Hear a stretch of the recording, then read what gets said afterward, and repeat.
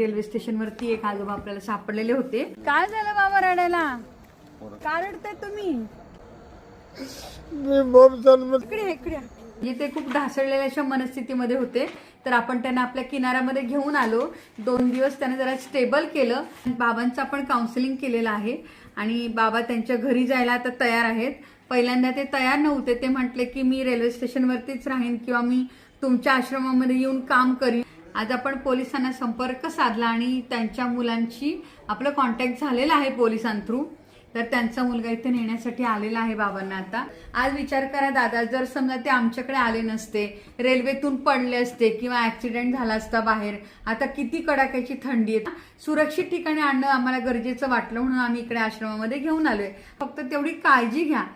आज ते सापडलेत, पण उद्या परत ते सापडतीलच आणि चांगल्या कंडिशन मध्ये असतीलच असं सांगू शकत नाही. खाल्लो काय तर भजी पाव खाल्ले. घरी बायको गरम भाकरी करून देते ना तुम्हाला बाबा. काय तिथे तुम्हाला राहून मिळालं बाहेर? तुमच्या मनाला विचार, तुम्हाला कसं वाटलं ते. आता नाही ना घर सोडून जाणार?